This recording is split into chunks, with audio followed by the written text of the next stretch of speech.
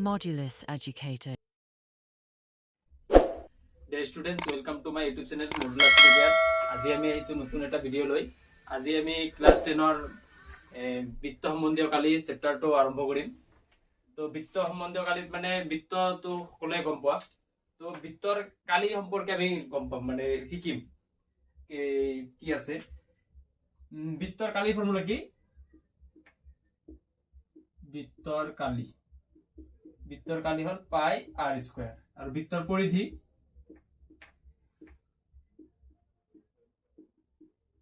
পৰিধি হল 2 পাই r। এই দুটা ফৰ্মুলা লাগিব এইটো চেপ্টাৰটো কৰোতে 12.1 কৰোতে। এতিয়া আমি 12.1 লৈ যাম।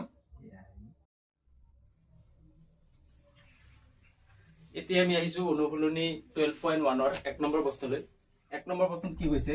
দুটা বৃত্তৰ ব্যাসাৰ্ধ যথাক্ৰমে 19 সেন্টিমিটাৰ আৰু 9 সেন্টিমিটাৰ। এটা বৃত্তৰ ব্যাসাৰ্ধ নিৰ্ণয় কৰা যাৰ পৰিধি বৃত্ত দুটাৰ পৰিধিৰ সমষ্টিৰ সমান। মানে কি কৈছে যে দুটা বৃত্তৰ ব্যাসাৰ্ধ দি আছে, মানে এনেকে যদি ভাবি লও যে এটা বৃত্ত, এটা বৃত্ত আছে, এটোৰ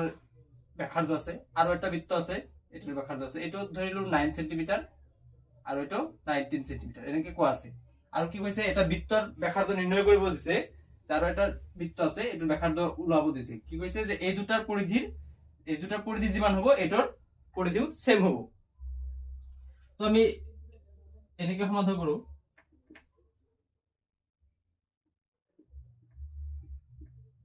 ধৰা হল বৃত্ত দুটাৰ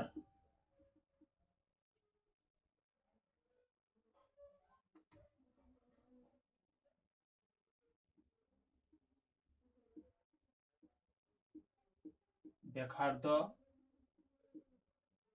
ক্ৰমে r1 equal to 19 সেন্টিমিটাৰ আৰু r2 equal to 9 centimetre.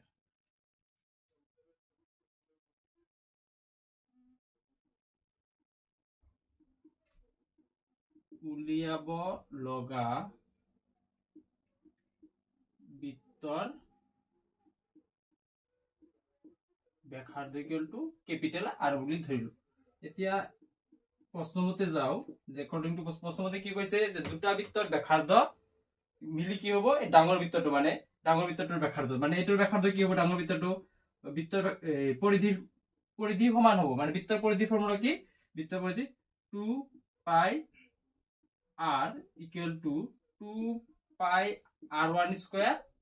Sorry r 2 পাই r1 প্লাস 2 পাই r2। এটা যদি আমি সলভ করে দিও 2 পাই r থাকিল, এই দুটাতে 2 পাই যদি আমি 2 পাই কমন লও তেতিয়া থাকে r1 প্লাস r2। এফালেও আছে টুৱাইস পাই, এফালেও আছে টুৱাইস পাই, কাটা যাব। থাকিব কি r ইকুয়াল টু r1 কিমান? r1 এর ভ্যালু হল 19 আৰু r2 এৰ ভ্যালু 9 প্লাস কৰিলে r ইকুয়াল টু 28 সেন্টিমিটাৰ। তাৰ মানে কি আমাক উলিয়াব লগা বৃত্তৰ ব্যাসাৰ্ধ কিমান? 28 সেন্টিমিটাৰ। এইখিনি आंसर।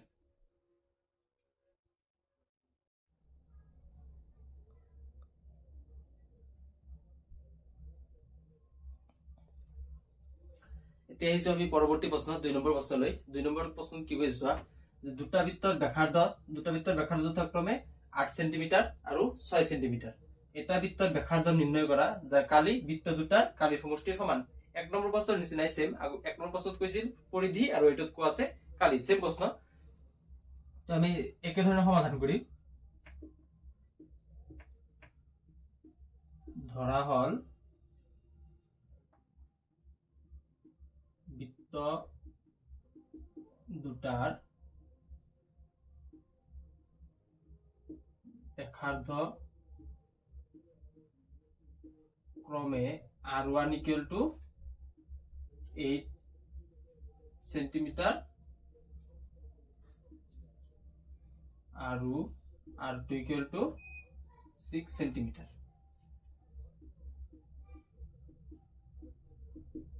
উলিয়াব লগা বৃত্তৰ ব্যাসার্ধ ইকুয়াল টু ক্যাপিটাল আর। আমি যদি প্রশ্নমতে যাও, প্রশ্নমতে কি কইছে যে বৃত্ত দুটার কালি, এই বৃত্ত দুটার কালির কি কইছে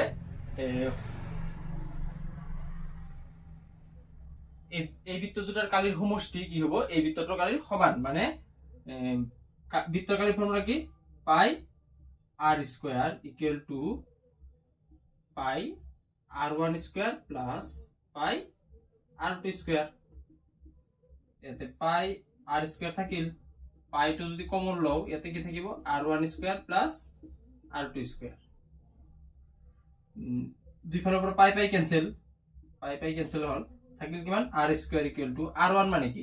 r1 হয়েছে 8 স্কয়ার প্লাস r2 মানে 6 square. r square equal to 8 square মানে 64, 6 স্কয়ার মানে 36। r স্কয়ার ইকুয়াল টু 64 আর 36 প্লাস করলে 100। r equal to √100। r equal to কি হবে, √100 মানে 10 সেন্টিমিটার। মানে কি হবো যে বৃত্তটোর উলিয়াব লগা বৃত্তটোর ব্যাসার্ধ কিমান হবো 10 সেন্টিমিটার, মানে 10 সেন্টিমিটার। এতিয়া আহিম আমি পৰৱৰ্তী প্ৰশ্ন 3 নম্বৰ প্ৰশ্নলৈ। 3 নম্বৰ প্ৰশ্নটো যেহেতু বহুত ডাঙৰ সেইকাৰণে মই বোৰ্ডত লিখা নাই, এনে তোমালোকক কৰি কৈ দিছো, তোমালোকে কিতাপত চাই ল'বা। 3 নম্বৰ প্ৰশ্নত কৈছে এখন ঘূৰণীয়া আকৃতিৰ ধনুকাৰৰ লক্ষ্য কেন্দ্ৰৰ পৰা, মানে এইটো এটা ধনুকাৰৰ লক্ষ্য কেন্দ্ৰৰ পৰা বাহিৰলৈ 5টা নম্বৰ পোৱা অংশক্ৰমে, মানে ইয়াতে 5টা ৰঙৰ নাম লিখা আছে, মানে 5 নম্বৰ, মানে যদি সোণালীত হয় এটা নম্বৰ পাবো, বগা হলে এটা নম্বৰ, মানে কাৰ্ডটো মাৰিলে এনেকে দিছে। কৈছে সোণালী, ৰঙা, বগা, নীলা, কলা আৰু বগা ৰঙেৰে চিহ্নিত কৰি চিত্ৰ দেখুওৱা হৈছে। সোণালী ৰঙেৰে নিৰ্দেশ কৰা অঞ্চলটোৰ ব্যাস 21 সেন্টিমিটাৰ, মানে এটো সোণালী, এটোৰ ব্যাস মানে গোটেইখিনি কিমান আছে 21 সেন্টিমিটাৰ, মানে এটোৰ ব্যাস 21 সেন্টিমিটাৰ। মানে এটো বৃত্ত, মোৰটোতো বৃত্ত হোৱা নাই, মই এনে হাতে ৰাখিছো। আৰু বাকি ৰং দিয়া অঞ্চলবোৰৰ প্ৰত্যেকৰ প্ৰস্থ, মানে প্ৰত্যেকটোৰ প্ৰস্থ, মানে ইয়াৰ পৰা এইখিনি প্ৰত্যেকটো আছে 10.5 সেন্টিমিটার কি, মানে প্রত্যেকের প্রস্থ 10.5 সেন্টিমিটার। রং দিয়া অঞ্চল প্রত্যেকরে কালি নির্ণয় করা, মানে প্রত্যেকটোর কালি ওলাব দিছে, মানে এই সোণালী ৰঙৰ কালি কিমান, বগা ৰঙৰ কালি কিমান, নীলা ৰঙৰ কালি কিমান, কলা ৰং কিমান খিনি দি আছে, এই গোটেইখিনি ওলাব দিছে। তো এই গোটেইখিনি ওলাতে যেহেতু এইটো এটা বৃত্ত, আগতে আমি গোটেই কেইটাৰ কি সোণালী, বগা, নীলা, কলা গোটেই কেইটাৰ ব্যাসাৰ্ধ উলিয়াই লম।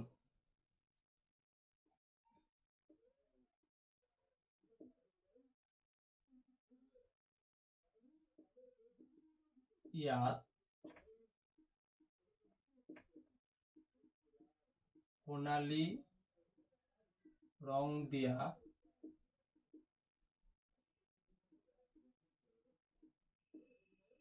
অঞ্চলৰ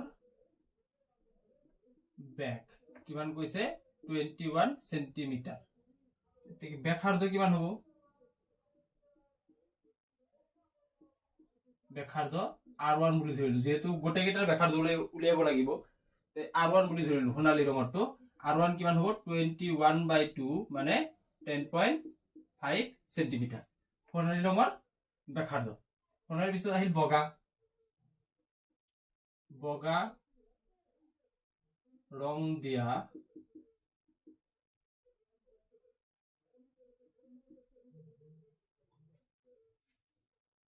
দিয়া বৃত্তৰ ব্যাসার্ধ, এটার ব্যাসার্ধ কিমান হবো, যেহেতু সোণালী কি আছে এইখিনি হল ব্যাসার্ধ সোণালীর, তো বগার ব্যাসার্ধ কিমান হবো, ব্যাসার্ধ মানে বগা হলে গোটেইখিনি আহিব, ব্যাস যেতিয়া ওলাম আমি এই গোটেইখিনি, মানে ইয়াৰ পৰা এই গোটেইখিনি, তো এটোৰ ব্যাসাৰ্ধ মানে এটোৰ আধা, মানে ইয়াতে কিমান, ইয়াতেও 10.5 আহিছে, ইয়াতেও এটা 10.5 আহিছে, তো কিমান হৈ যাব যে দুটা 10.5 আহিছে, দুটা 10.5 হলে দুটা মানে আধাহে লাগে আমার, ব্যাসার্ধ হলে আধা, মানে এটা 10.5 প্লাস হবো, মানে সোণালীর আছিল 10.5 আর এটোর আহিল 10.5, মানে 10.5 প্লাস 10.5 কিমান হবো 21 সেন্টিমিটার। এটো হল বগা রং দিয়া। তাৰপিছত আহিল নীলা, এটো r2 বুলি ধৰিবা, নীলা ৰং দিয়া বৃত্তৰ ব্যাসাৰ্ধ r3 বুলি ধৰিলো r3 হলে কি আহিব 10.5 প্লাস 10.5 প্লাস 10.5 এটো আহিব কিয়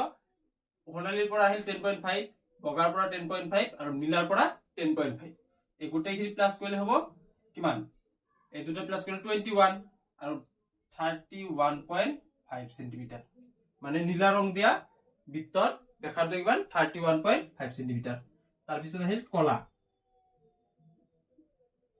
কলা ৰং দিয়া বৃত্তৰ ব্যাসাৰ্ধ r4 কি হ'ব মানে 10.5 প্লাস 10.5 প্লাস 10.5 প্লাস 10.5 গোটে কেটা প্লাস করলে কিমান হ'ব এই দুটা মিলি হয় 21 এই দুটা মিলি হল 21 মানে কিমান 42 সেন্টিমিটার কলা তার পিছত আছে বগা বগা রং দিয়া বৃত্তৰ ব্যাসাৰ্ধ r5 কি ওলাব মানে গোটে কেটাৰ কি মানে 10.5 কে বাঢ়ি আছে মানে এটো 10.5 বাঢ়িব 10.5 প্লাস 10.5 প্লাস 10.5 প্লাস 10.5 প্লাস 10.5 কিমান হ'ব 42 এই চাৰিটা মিলি হয় 42 আৰু তাৰ লগত 10.5 প্লাস কৰিলে 52.5 সেন্টিমিটাৰ মানে আমি গোটে কেটাৰ ব্যাসাৰ্ধ উলিয়াই ললো এতিয়া আমি কালি বিলাক উলিয়াম এতিয়া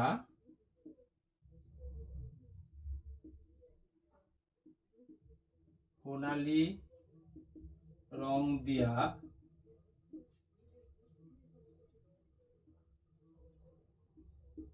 অঞ্চলৰ কালি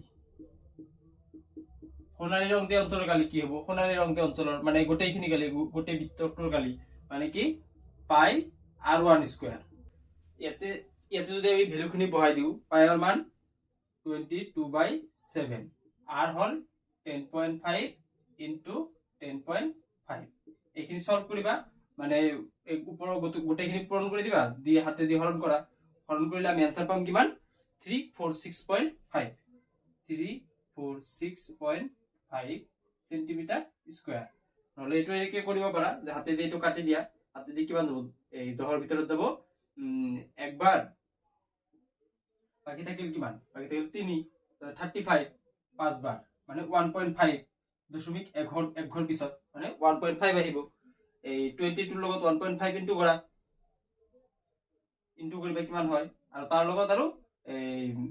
105 পূৰণ কৰি কেই ঘৰ পিছত ধৰিব ইয়াতে এক ঘৰ দুই ঘৰ পিছত তুমি বহাই দিলে মানে এটো লাষ্টত এটা 0 আহিব মানে 0 তো ভ্যালু নাই এই কাৰণে 346.5 সেন্টিমিটাৰ থাকি যাব এতিয়া আমি বগা এই বগা ৰং দিয়া অঞ্চলটোৰ কালি এইখিনি উলিয়াম তো এইখিনি আমি কেনেকৈ উলাব পাৰিম বগা ৰং দিয়াটো আমি যদি গোটেই বগা বৃত্তটোৰ এই গোটেই বৃত্তটোৰ কালি উলিয়াও তাৰ পৰা যদি আমি সোণালী বৃত্তটোৰ কালি মাইনাস কৰি দিও মানে সোণালী বৃত্তৰ কালি আমি পাইছো এই গোটেইখিনি উলিয়াই তাৰ পৰা আমি সোণালী বৃত্তটো মাইনাস কৰি দিম মানে বগা ৰং দিয়া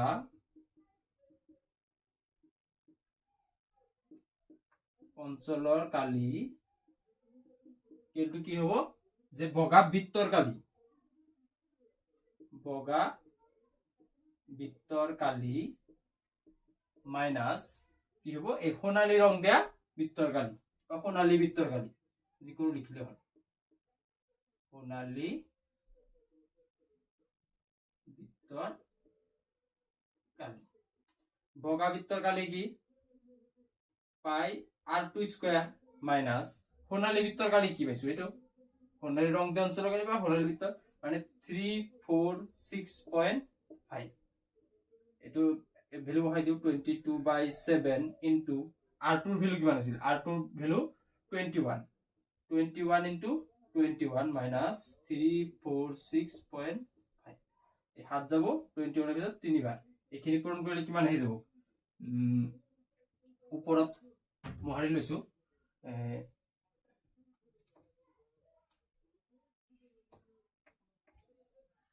কিমান হ'ব 22 ৰ লগত 3 পূৰণ কৰিলে 66 22 লগত 3 পূৰণ কৰিলে 66 তাৰ লগত আৰু 21 কিমান হ'ব 6 6 12 2 বহিব হাতত 1 আৰু 3 6 8 3 1 মানে 1386 মানে কিমান পাম আমি 1386 মাইনাস 346.5 আমি এখানে মাইনাস কৰিব লাগে 1386 এৰ পৰা 146.5 0 দি দিও মাইনাস কৰি 5 থাকিব আৰু ইয়াতে হৈ যাব 7 হলৰ পৰা 7 গলে হৈ আছে 9 আৰু ইয়াতে আহিল 5 ইয়াতে আহিল 3 তাৰ পিছত 2 1 1239 সরি ভুল হয়েছে এতে আছে 3 আছিল এতে 3 আছিল তার মানে কিমান হ'ব এতে থাকিব 0 1039.5 সেন্টিমিটার স্কয়ার মানে বগা রং দি অঞ্চলৰ কালি কিমান হল বগা ৰং দি অঞ্চলৰ কালি 1039.5 সেন্টিমিটাৰ স্কয়াৰ আমি নীলা ৰং দি অঞ্চলৰ কালি এই নীলাটো বগাৰ পিছত নীলাটো সেম কেনেকৈ ওলাম নীলাটো এই নীলা বৃত্তৰ কালিৰ পৰা আমি এই বগা বৃত্তটো মাইনাস কৰি দিম নীলা ৰং দিয়া অঞ্চলৰ কালি সমান সমান কি হ'ব নীলা বৃত্তৰ কালি নীলা বৃত্তৰ কালি মাইনাস বগা বৃত্তৰ কালি নীলা বৃত্তৰ কালি ফৰ্মুলা কি হ'ব নীলা বৃত্তৰ কালি পাই r3 স্কয়াৰ মাইনাস বগা বৃত্তৰ কালি কিমান পালো এইটো বগা বৃত্তৰ কালি এইখিনি উলাইছিল যে এইখিনি आंसर কিমান আহিছিল 1386 পাই 22/7 r3 ভ্যালু কিমান আছিল 31.5 into 31.5 minus 1386 এইখিনি সলভ কৰিলে কিমান পাম হাত এটো ধৰন যাব নেকি হাত যাব ধৰন যাব ইয়াতে 31.5 ত 28 এৰ মাজত যাব 4 বাৰ বাকি থাকিল 3 35 এৰ ভিতৰত 5 বার মানে 4.5 হাত হাত কটা গল এইখিনি যদি আমি পূৰণ কৰি দিও 22 লগত 4.5 আৰু 31.5 এই গোটেইখিনি পূৰণ কৰিলে আমি आंसर পাম 3118.5 তাৰ পৰা 1386 মাইনাস কৰিব লাগে এইখিনি মই লৈছো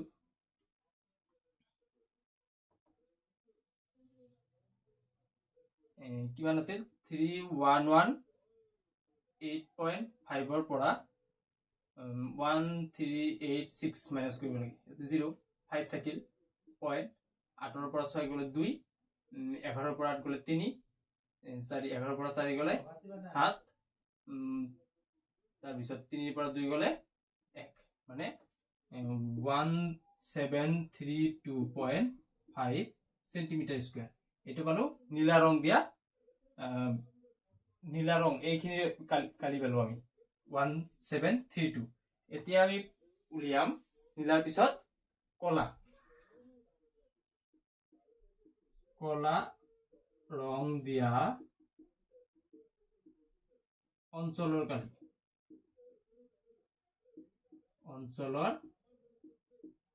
কালি কি আহিব কলা ৰং দিয়া অঞ্চলৰ কালি কলা বৃত্তৰ কালি মাইনাস কি আহিব নীলা বৃত্তৰ কালি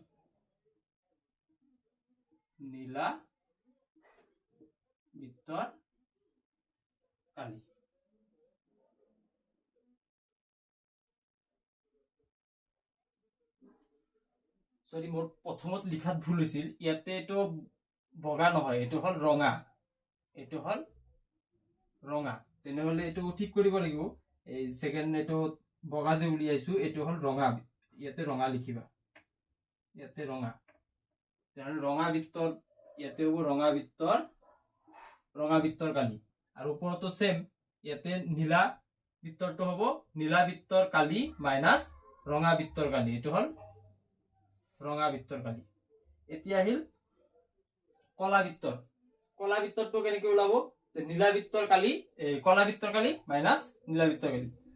কলা বৃত্তৰ কালি ফৰ্মুলা কি পাই r4 স্কয়াৰ মাইনাস নীলা বৃত্তৰ কালি কিমান পালো এইখিনিৰ आंसर কিমান পাইছিল এইখিনি 3118 এতিয়া আমি ভ্যালু বিলাক বহাই দিম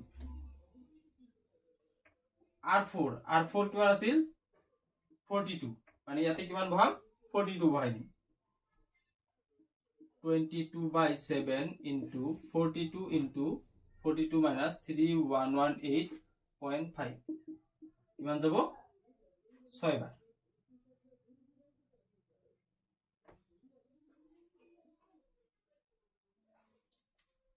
এতিয়া আমি পূরণ করে দিম কিমান আছে 22 লগত 6 পূরণ কৰিম 22 আৰু 6 পূৰণ কৰিম 12 2 হাতত 1 12 13 132 তাৰ লগত আৰু 42 পূৰণ কৰিব লাগে 4 6 2 8 12 2 হাতত 1 4 5 4 4 5 5 কিমান হল 5544 minus 3118.5 এটা আমি মাইনাস কৰিম এতিয়া কিমান আছে 5544 ৰ পৰা 3118.5 মাইনাস কৰিব লাগে ইয়াতে 0 দি দিলো ওপৰত 0 ৰ পৰা 5 গলে 5 ইয়াতে 9 14 ৰ পৰা 9 গলে 5 1 2 2 থাকিব ইয়াতে এতিয়া 5 ৰ পৰা 4 1 গলে 4 আৰু 2 কিমান আহিব 2425.5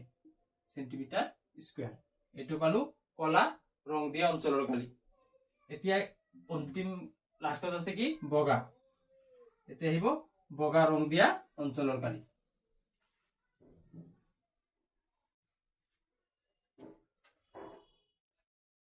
আৰু বগা ৰং দিয়া অঞ্চলৰ কালি কি হব বগা ৰং দিয়া অঞ্চলৰ কালি বগা বৃত্তৰ কালি মাইনাস কি হব কলা বৃত্তৰ কালি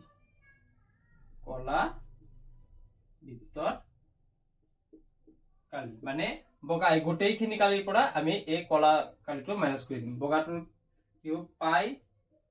r5 স্কয়াৰ মাইনাস কলা বৃত্তৰ কালি কিমান আছিল কলা বৃত্তৰ কালি কিমান আছিল 5544 22/7